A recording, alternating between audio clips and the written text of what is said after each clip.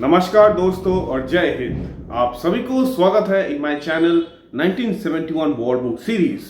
तो दोस्तों, आपने तो वेटरन्स के इंटरव्यूज देखे ही होंगे, the podcast where they have come up and spoken extensively about their experiences in the 1971 war. उसके साथ आज हम एक स्पेशल प्रोग्राम करेंगे regarding the equipment used in the Bangladesh Liberation War of 1971, our Eastern Front, जहां पे as you know very well, the Surma and Meghna heli bridge operations happened, where the Indian Air Force took part in airlifting Indian troops across the Surma River first, especially the 4-5 Gurkha Rifles regiment to trap the Pakistanis at Sylhet, और उसके साथ airlifting initially the entire 311 Mountain Brigade across the Meghna River, which happened with the extensive use of Mi-4 helicopters. तो दोस्तों, आज हम एक helicopter pilot who took part in the operations in 1971 war, उनके साथ बात करेंगे about this special Mi-4 Russian helicopter, which extensively not only carried men but also equipment, artillery guns, and a lot of food and rations for the soldiers as well, including airlifting Mukti Bahini forces. So let's welcome Squadron leader Pushp Kumar Vaid, Veer Chakra, to our program today to speak on the legendary Mi-4 helicopter. I would like to have a brief introduction of yours and your flying career, and I would like to know especially about the Mi-4 helicopter. So let's start with your flying career in the Indian Air Force, sir. Yeah, I joined NDA in 1959, did my 3 years training there. Then I went to the Air Force Station, Air Force Flying College in Jodhpur Okay. in 1962. Sure. And we started our training there, and we finished in November 1962. We had finished our training, and that is when the China war started. Okay. And Indian Air Force and Indian government realized they didn't have any helicopter pilots, and so they asked our corps if 20 of us would volunteer to go on helicopters, because we had a choice either to go to fighters or to go to transport planes or helicopters. But helicopters those days were not there, so everybody just went to fighters or transport planes. Okay. So 20 of us volunteered, and the carrot was we will be sent to UK for training, and we will do commission. We'll get a commission straight away. That means 3 months early. So January 14th we got our commission, and we for January 14th itself we flew to UK to do our training. So we did our training on a helicopter called Brantley B2, small little Bell, like a Bell 47. Okay. Small little helicopter, 2-seater. We did that for 3 months, and then April we came back to India, and I was posted to 105 HU in Chabua. But we didn't have an instructor to train us on Mi-4, so we were sent to Tezpur where the instructors were. So we went to Tezpur, 110 helicopter unit, and we got a Mi-4 training over there. Okay. For about 5-6 months we were with them. Now you are sir flying officer by now, or flight lieutenant? Now we are pilot officers still. Okay, still pilot officer. So you started. In our times there was pilot officers. Now there are no more pilot officers. Everybody becomes flying officers. Okay. So you directly after coming to India, you directly started flying the Mi-4, right, sir? Yeah. Okay. In the beginning, Mi-4 was very difficult to fly because we were going from small, tiny little 2-seater to a big helicopter. Right. So first 2 weeks was quite difficult. You know how to maneuver the plane. But then once you got used to it, it became so much fun. Okay. So I would like to know now about the Mi-4 helicopter itself, like the equipment in detail, sir. As a pilot, being one of the people who are flying the helicopter, how would you like to see it as an equipment of flying, to be honest, sir? From where does it actually start in your mind to take over this beautiful machine to fly? No, no. See, I like flying. Doesn't matter what machine I'm flying. The Okay. idea was to be in the air. Hmm. That is the main reason for joining the Indian Air Force. I always wanted to be flying, and I've flown so many different helicopters over my 44 years of helicopter flying. Hmm. So Mi-4 was just one more helicopter, except it was very basic. It had the very basic controls. It had very basic instruments and no navigation aid. Only thing we had was a magnetic compass and Okay. a gyro compass. And of course, in those days, there were no such thing as GPS and all. So we had to do map reading. We Acha, had acha. proper maps, and Paper even the maps. maps we had, yeah, even the maps we had were from the Britishers, 1940 vintage Okay. maps, and a lot of the things had changed. But we could guess, Hmm. but we could still. The rivers are almost similar, and Yeah, yeah. most of the railway lines would still be similar, and of course, lot more things had happened since. But you soon find out which is the best way to operate, and whatever humans are wonderful. Whatever you are given to you, you make the best out of it, Right, sir. and that's what we were doing. Hmm. And it was fantastic. And the best thing about Mi-4 was it was one of the most reliable helicopter. It was a workhorse. It never let us down. Anytime there was going to be a trouble, Hmm. if there was going to be any problem with any part of the Mi-4, Hmm. it'll give us enough warning, 15, 20 minutes warning usually. Okay. Please land somewhere, do something. There's something wrong with this helicopter. So we had enough time. Always we were able to land, Hmm. and then the engineers would come and fix it. Acha. Now I would like to know a bit about the machine itself, sir. Um, like as a pilot, how were you involved in flying it, sir? You see, the cockpit. It was the Russians saw the Americans in Vietnam War, Hmm. not Vietnam War, Korean War, Korean War. Acha. and that's where the Americans were using helicopters. So these guys got very impressed. So they told the engineers, "We want helicopters Hmm. like the Americans." You know, Hmm. and within a year, I think year and a half, they were able to put together this helicopter, and it was based on H-19 Chickasaw. I've just written it down, which is Okay. an American helicopter. It's almost the same design. Hmm. And the cockpit is on the top, the engine is in the front, Hmm. and the cabin is at the bottom.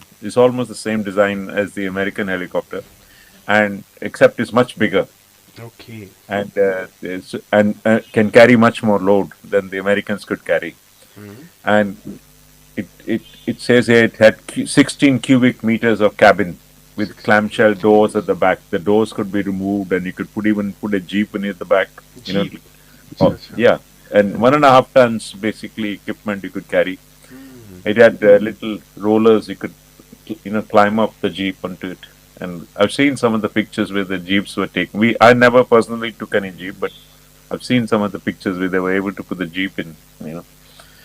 No, it was very nice, very very wonderful helicopter. I have very fond memories of it. It had normal speed was about 130, 120 miles an hour roughly. Say 110 to 130 miles, Hmm. and range was about 350 miles. And we could carry. It says here 5,500 pounds. I don't know if that is true or not, but at least 1.5 tons roughly. We 1.5 could carry tons. roughly 13, 14 passengers. Very basic, basically. We Hmm. had no seat belts. I don't remember we having any seat belts, but just pocket seats were there. People just to sit down on the seats. Acha, acha. And could you talk about the other crew members in the helicopter who were involved in the? Yeah, usually we were just two crew, one Hmm. pilot, one co-pilot, Hmm. and often we carried a third crew, flight engineer, so that he could handle the passengers, because Okay. then the crew doesn't have to come out. Hmm. But most of the time, we didn't take the third uh, crew because that is extra payload. Acha, We are acha. losing payload. Hmm. Uh, but during the war, the time was more essence. Hmm. So the crew could sit in the cockpit, and the cabin flight engineer could do handle all the passengers. So that is why we always had three crew during the war in the Bangladesh war. But rest of the time, most of the time, we were just one pilot, one co-pilot. And now coming to a bit to the technicalities part, sir, you were talking about if anything went wrong in the helicopter, you would get to know about 15 to 20 minutes earlier. Could you talk Yeah. about any such incidents that you faced while flying? Yeah, quite a few times. You see, it had a fan in the inside the engine. It was attached to the engine itself, which was for cooling. The fan had little blades in it, and occasionally, in the beginning, especially right in the beginning, 63, 64, what blade would fly off. It is not properly connected, Okay. and you could hear the noise. And then you quickly land, and the engineers will come and say, "Oh, bloody hell, the blades come out. Let's put another blade in." And they'd put that in. But uh, otherwise, also, we 2, 3 times I had smoke coming out of my exhaust, Acha. and that means there was some leak somewhere. And the first time it happened, I was only very little experience, only 200 hours, 250 hours of experience I had. Acha, acha. So I said I must land immediately, quickly somewhere. So we landed, but unfortunately the ground was not level, so it toppled over. The whole helicopter rotors and everything broke up. And of course, it was engine failure. The engine had one of the gears uh, cylinder had broken, and the oil was leaking. So they had to change the engine. They changed the rotors and everything. But the second time it happened to me, I was in flying back from Joshima to Ranikhet, Acha. and I had a general on board, and the smoke was coming, and we were in over the Himalayas, so we had no place to land. Yeah. So we had to keep going to Ranikhet. So we kept going to Ranikhet, and we were able to fly for 15 minutes, 16 minutes, and come and land at Ranikhet. And the exhaust, so much smoke was coming out from the exhaust, and that was going straight in the cabin where all the passengers were. So it was.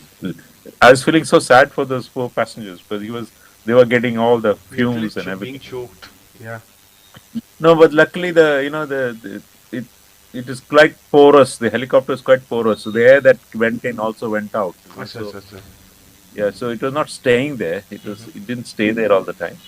And but as soon as we landed, I quickly shut down, opened the doors, came down, running down, opened the door for the passengers to come out. And the general who was on board gave me such a big hug that he couldn't believe we were still alive. So was I. Couldn't believe we were still alive because the helicopter kept flying in spite of the exhaust. And when they opened the engine, the engineers opened the engine. We have 14 cylinders in the engine. Okay. One of the cylinder heads, it's a piston engine. One of the cylinder head had broken, and the oil was leaking out, and that was leaking out was so hot, it became smoke, and that is what the smoke that was coming out. So the exhaust, the oil was getting exhausted as well. This is a lubrication oil. It's lubricating the whole system. So if we had run out of oil, we'd have been no oil to lubricate the engine. Yeah. So we were just lucky to land right at the right time.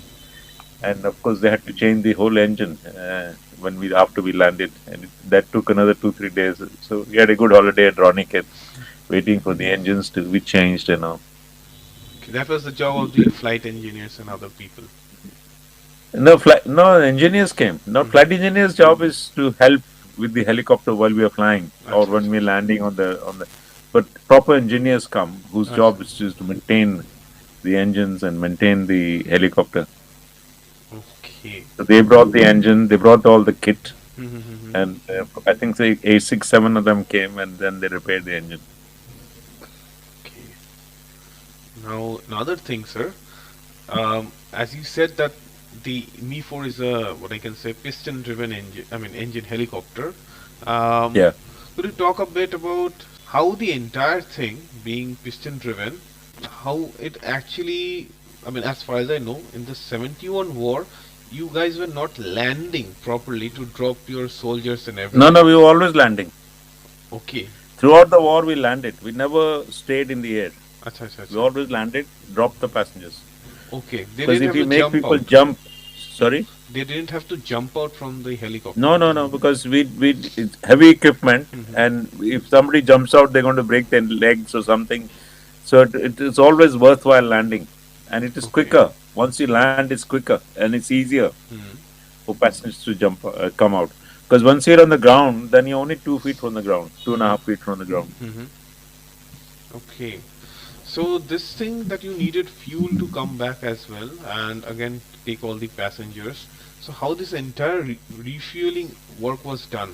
Could you talk a bit about that, sir? No, refueling was always done at Agatala, and during the war, I'm talking about. Mm-hmm. During the war, we based our engineers and our technical staff at Agatala Airport. All the time. And all the fuel was at the Agatala Airport. Not only the fuel, even the toilet was at the Agatala Airport, food was at the Agatala Airport, our beds were at the Agatala Airport. So Mm-hmm. every time we came to Agatala, we handed over the helicopter to the engineers, ran to the toilet, ran to the food, and went to sleep. Mm-hmm. And then somebody will come and wake us up. Your helicopter is ready, go. So that used to give us 10-15 minutes sleep every time. So Acha. that's how we were operating throughout the war, Mm-hmm. because we were working 24/7. Right, right.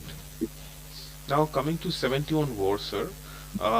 As far as I know, you were the flight commander, the main guy running the ops for 1110 HU, sir. Yeah. So could you talk a bit about that part of yours, that role of yours? The, 110 HU was the main unit, which was attached to 4 corps. Mm-hmm. And then we realized we needed more helicopters because we only had 8.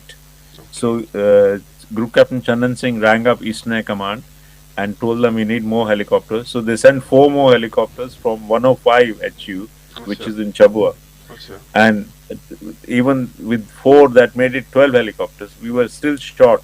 So Mm-hmm. he rang up Eastern Air Command again and got 2 more helicopters sent from Hashimara, 111 helicopter. So we had total 14 in the end.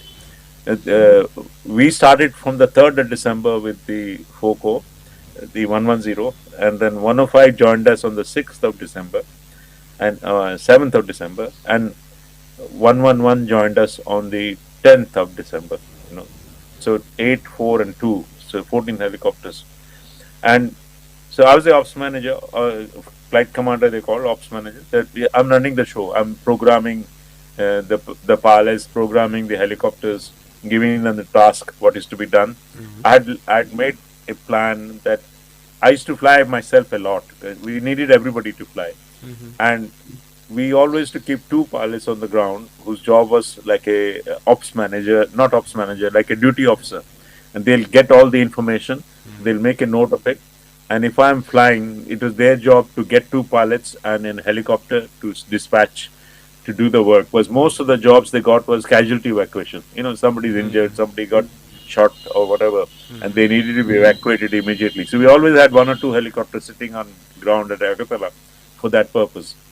And so that's and these 2 pilots also got a chance to relax rather than flying.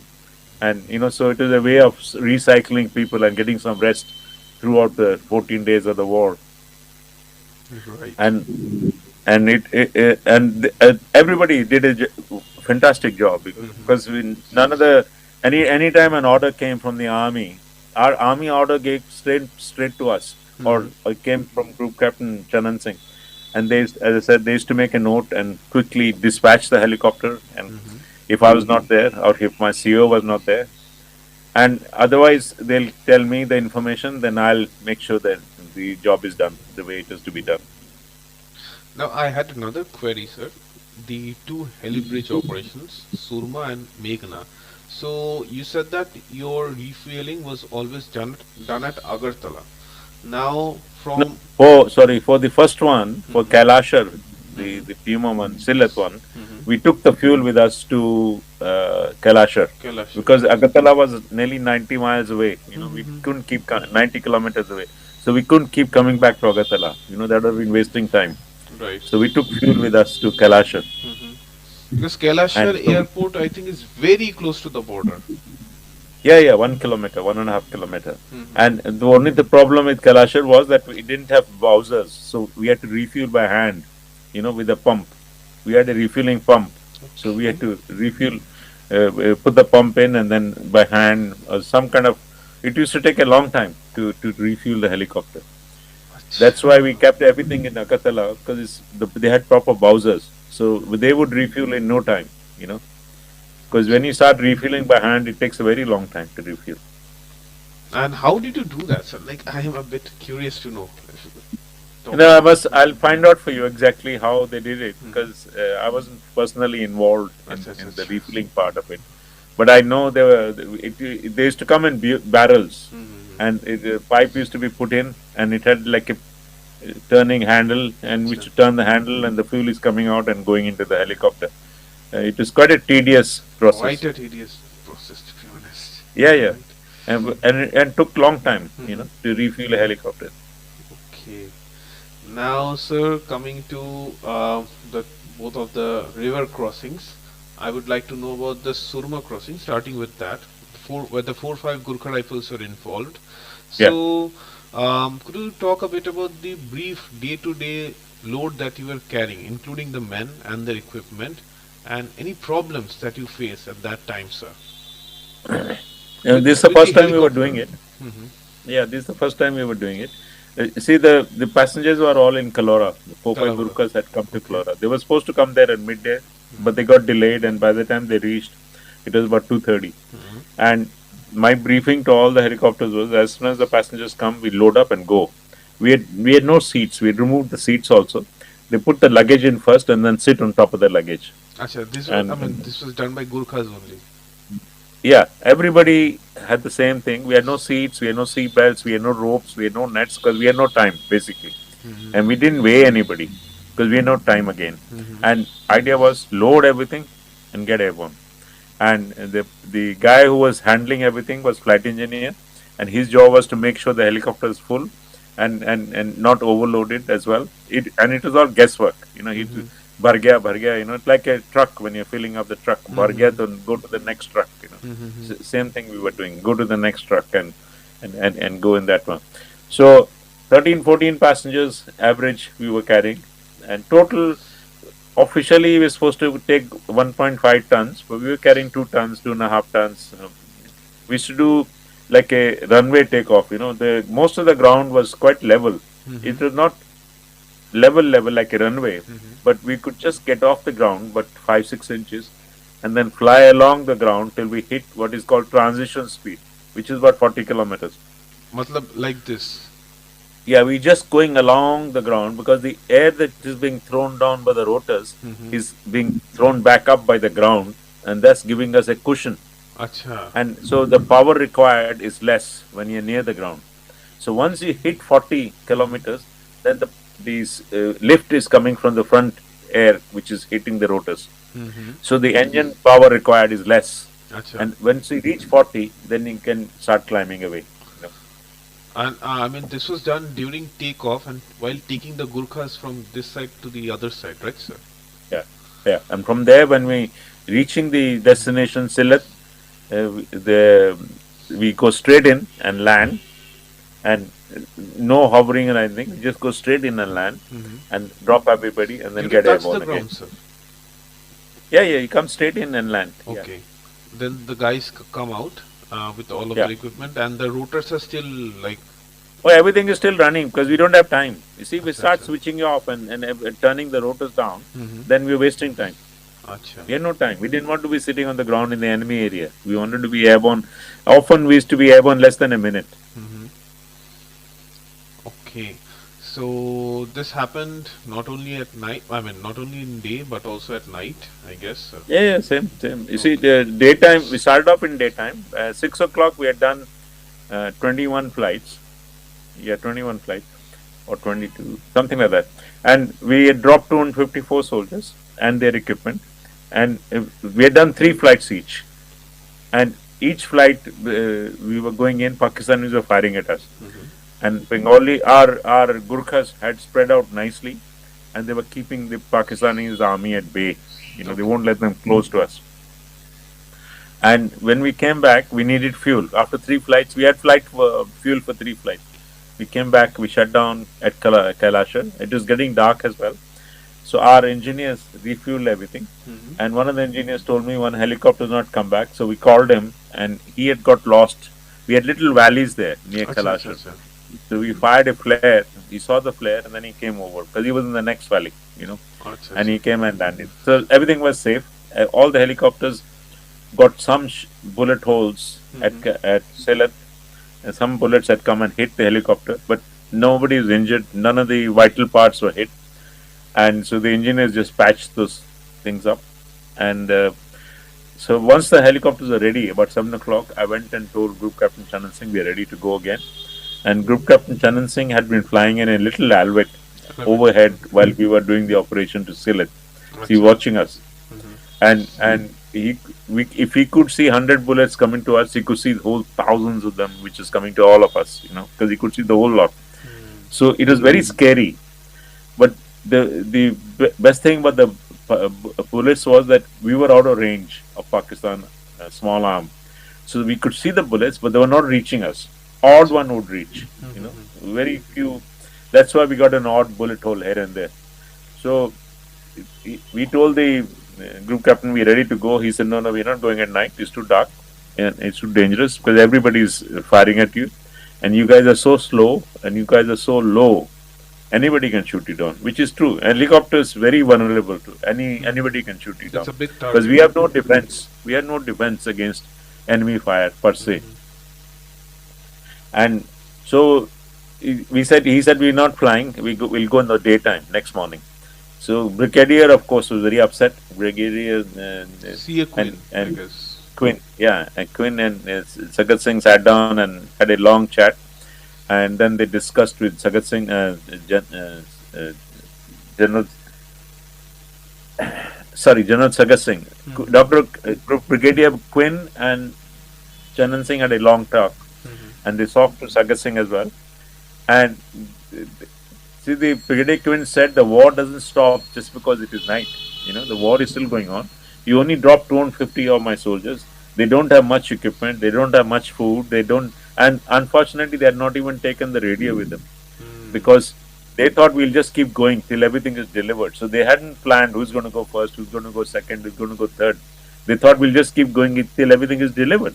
So even the radio had not gone in the initial dispatch. So we had no contact with the 250 soldiers we had dropped in Sylhet. So this powwow went on for nearly 4-5 hours. And then they decided that they'll send one helicopter and see what happens. If it comes back, then we'll send the rest of the helicopter. Yeah, he sent me a message to come and see me. So I went to see him and he said, we'll send one helicopter. If it comes back, we'll send the rest. Okay. So I said, okay, I'll go myself. And I came to the crew room. Everybody is sleeping. So I said, I need a volunteer to come with me. Everybody put their hand up. And, they should have been all scared because everybody has seen what is going on. So anyway, this fellow, I picked up flying officer ready, and Bindra was the flight engineer. So we got ourselves ready. Midnight, we got airborne. And it was pitch dark. There was no moon also. And the only thing we had was the compass and 20 minutes flying time.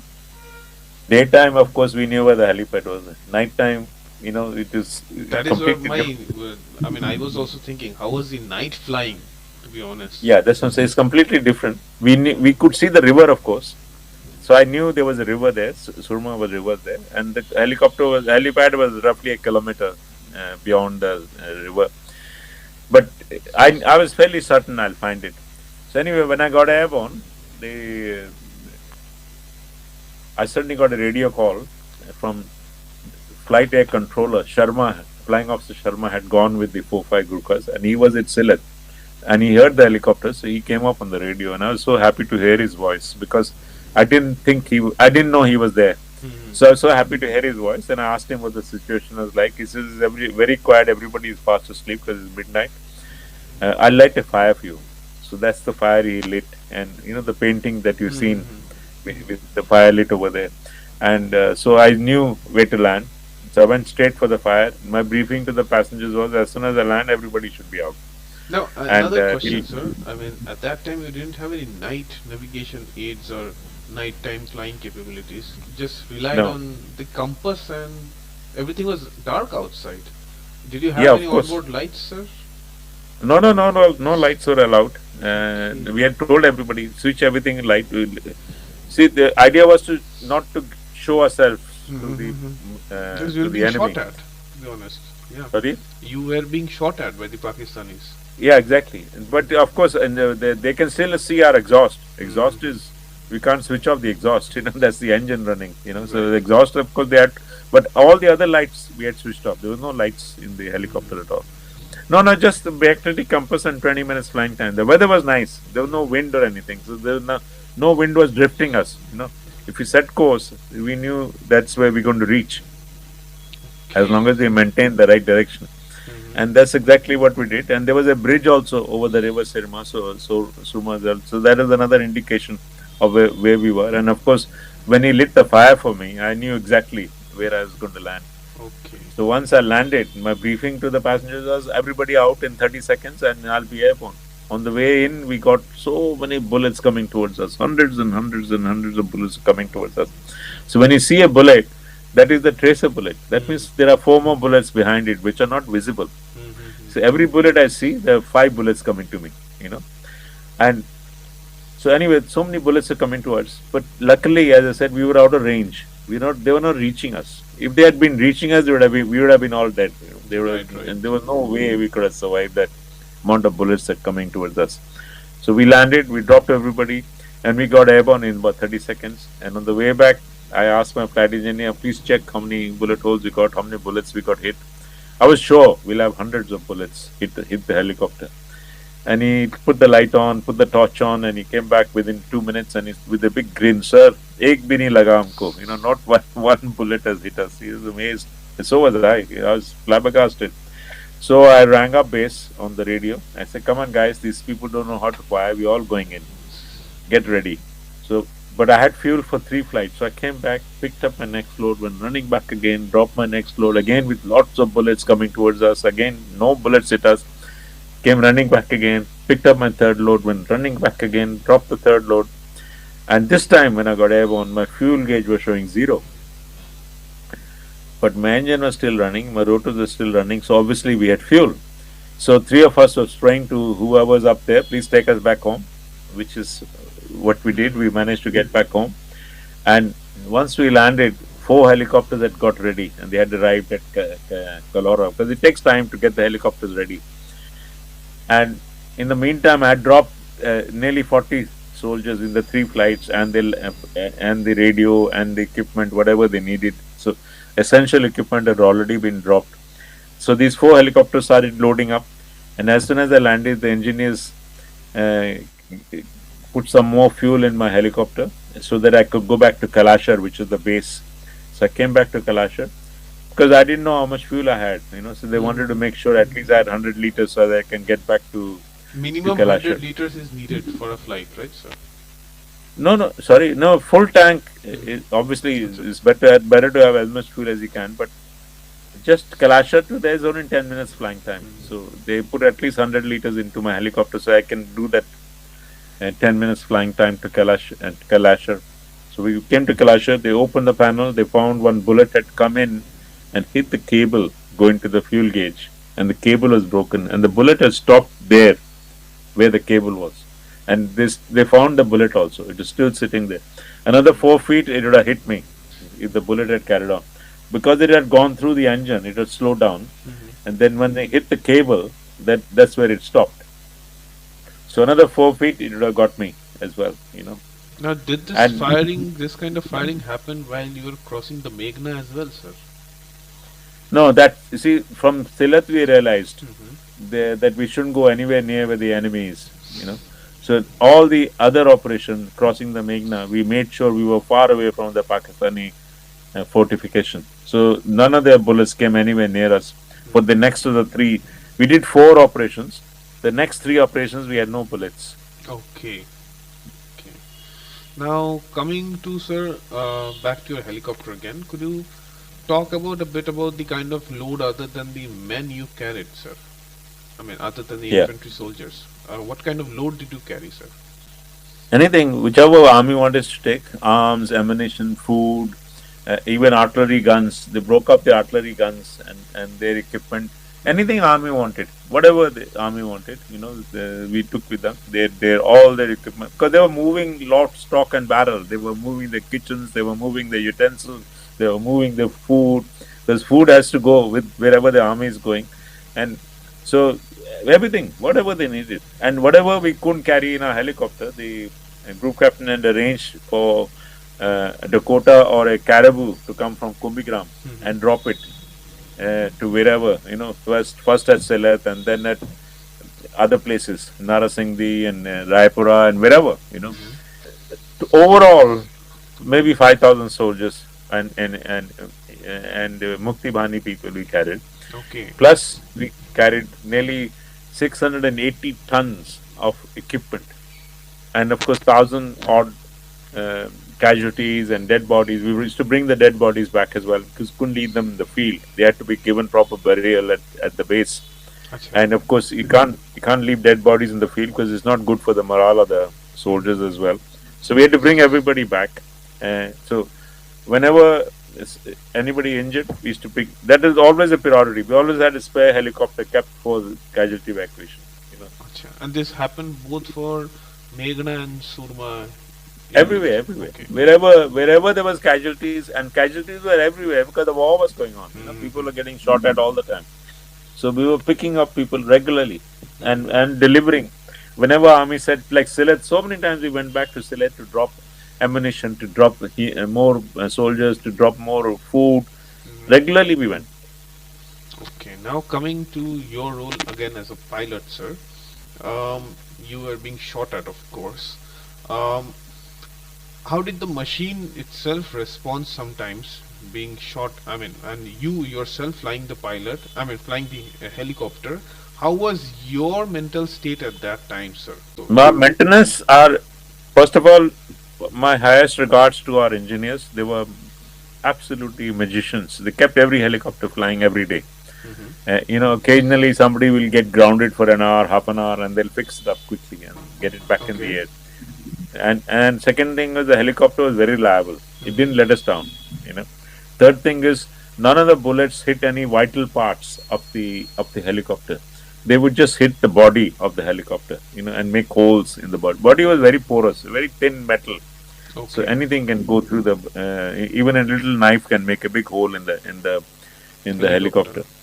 Yeah, it's very thin, very very fragile metal, and so so it is just fortunate that nothing hit any vital parts. Say if somebody hit a tail rotor, or somebody hit a main rotor, or somebody hit a fuel gauge or something.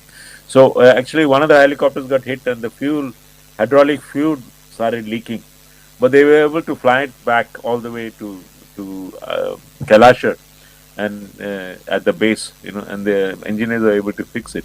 Same thing with another helicopter, it got hit and the electrics went off, all the electric power went off. But again, they were able to fly it back, and bring it back to a base. We didn't leave any helicopter in enemy territory at all. Okay, that's really intense, sir. And any more anecdotes after the war, sir, of flying the Mi-4? Like because as far as I know, Sylhet itself is an area where a lot of hills are present. So you must have been flying especially around the hilly areas in the northeast, sir. No, hills are beyond Sylhet, towards Indian side, Indian territory. Sylhet is almost on the Indian border. And so beyond Sylhet is the hills. We didn't go anywhere near the hills. We stayed on the level ground. Okay. Most of Bangladesh is level ground. Level ground, yeah. Just some hills here and Chittagong hill tracks. So yeah. Another thing, sir. How was your experience in flying the Mi-4 in the inside India in the northeast area, sir? Oh, it was. I love flying anyway, so I was enjoying it. And flying over the Himalayas is like being on a holiday, watching the beautiful scenery all along as you're doing your job. And we were most of the time working with the army and some of the civilian government also. We used to work with them as well, and they were all based in different parts of Himalayas. And so our job was to take them. Take soldiers and passengers back and forth if they're going on holidays or if they're going on duty somewhere else, or take some food for them whenever they wanted to take their food to be delivered. And most of the food was delivered by air. They used to be air dropped. But often we used to carry some food as well. And so whatever they needed, they used to send a message to the bases at wherever we were, and then we were loaded up and we went and delivered Hmm. whatever equipment was needed by them. And sir, any response, different kind of response from the Mi-4 engine regarding the varying air pressures and everything else, sir?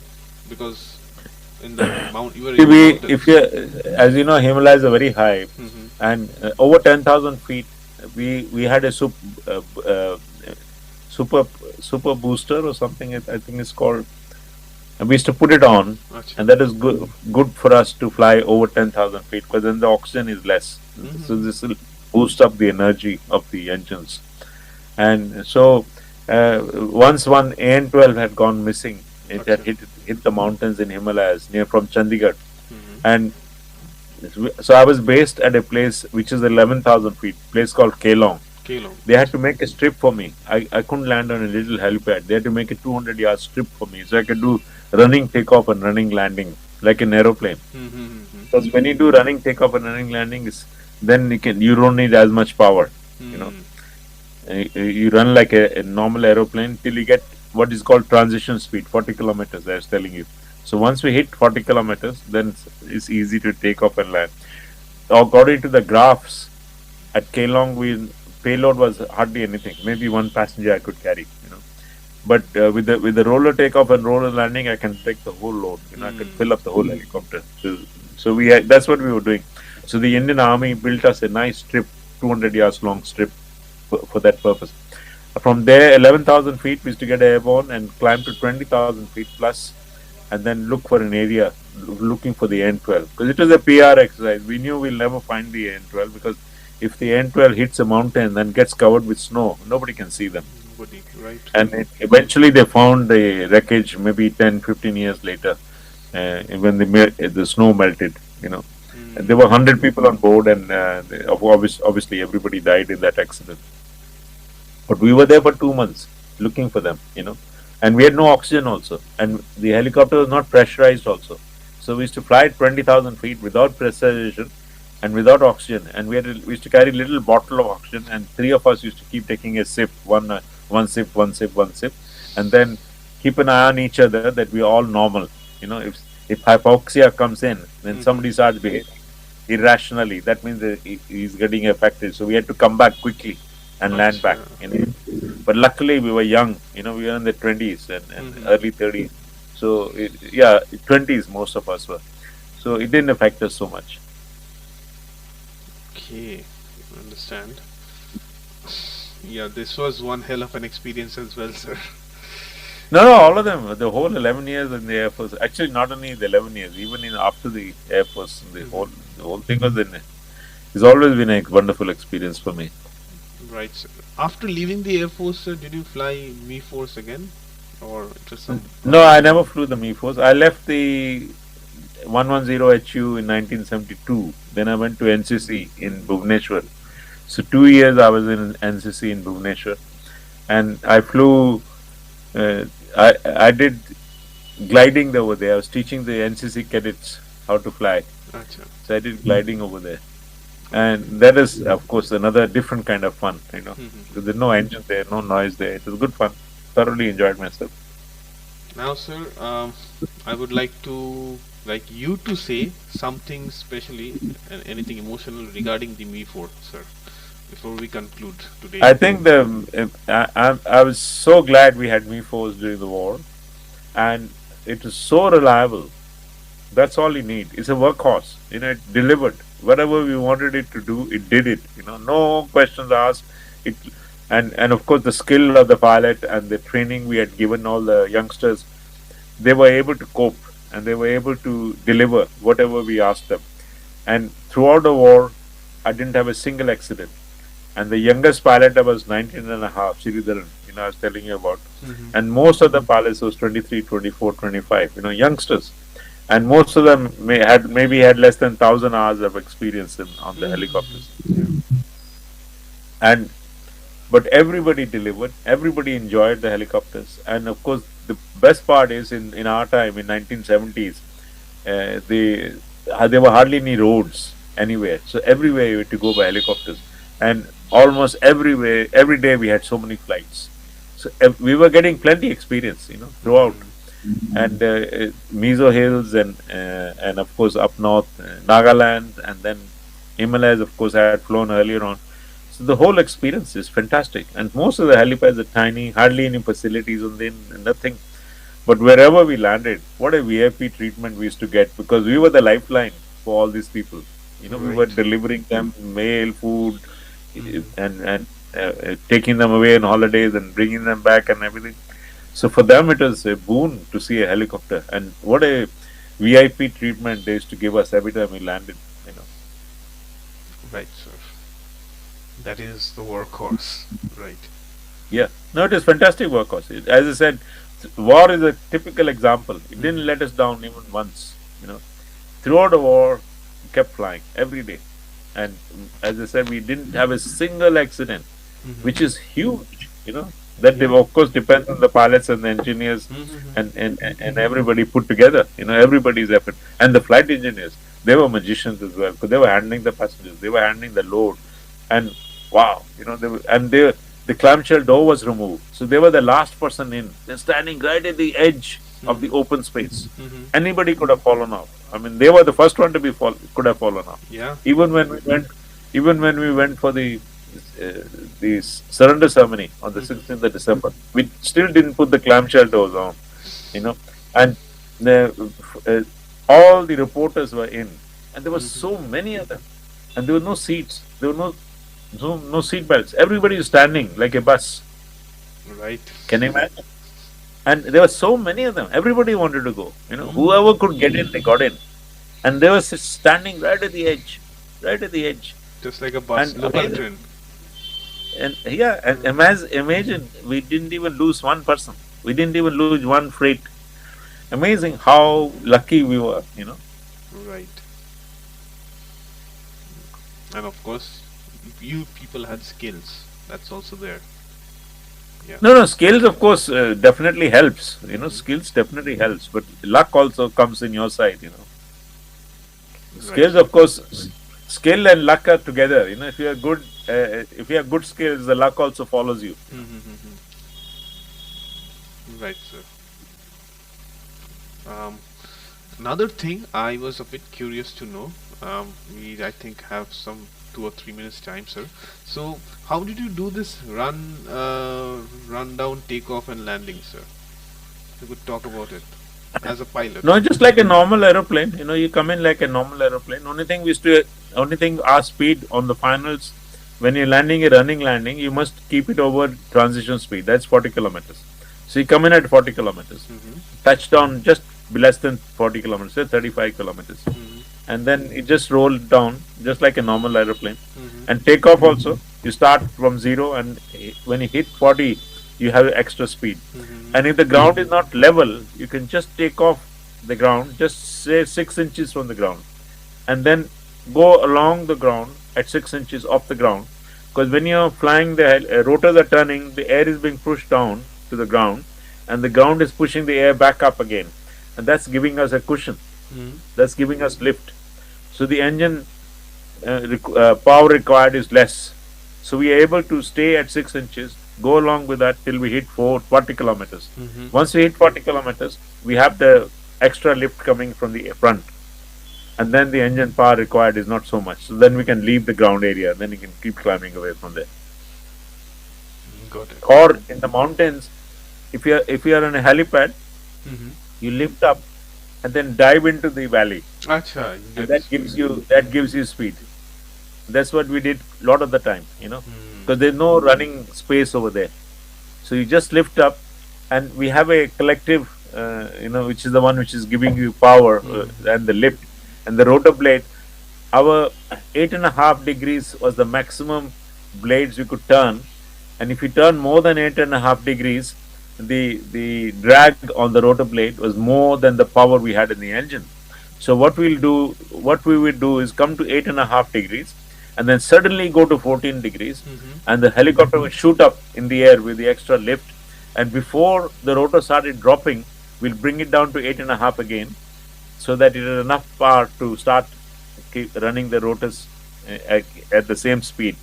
And so we come to 8.5, we may not even lift from the ground. 8.5, we're just barely lifting from the ground. Then go to 14, maximum we can go, and the lift will be so huge, helicopter will shoot up in the air. Once it's shot up in the air and go to maybe 10 feet, then dive into the valley, and then put the rotor, collect it down, but back to 8.5 degrees. So it is within the power. So the rotors keep turning. Our RPM, revolutions per minute, was 2,600. So that for takeoff. So we keep it at 2,600. So when you go to 14 degrees, it probably dropped to 2,300. By the time you go to 10 feet. Acha. And then you dive in, and then you put the collector down again to 8.5. Then from 2,300, you'll go straight back to 2,600. We needed 2,600 for takeoff and landing, and for normal operation, when you're flying, is 2,200. 2,200 RPM. That is the RPM, revolutions per minute. Okay. Got it, sir. This is pretty also interesting because this thing that you said, especially diving down and then gaining speed, it must take a lot of courage for the pilot and the passengers as well, sir. No, it's experience. Yeah. Once you go with the experienced pilot, he'll show you what to do. And the next time you do it, you go with the same experienced pilot, but then you're flying, the youngster is flying, Right. and he's shown you how to do it. And we were doing all kinds of tricks. It was great fun, always great fun. Right. Main thing is fun. If you're enjoying it, then everything is easy. Yeah. If you're not enjoying it, then everything is difficult. Right, sir. And thank you so much again, sir, for coming up in our program and talking about the Mi-4, especially the workhorse. And Yeah. As usual, loved your talk on this, sir, to be honest. Okay. All the best to All you. the best to you, sir. Bye. Thank you.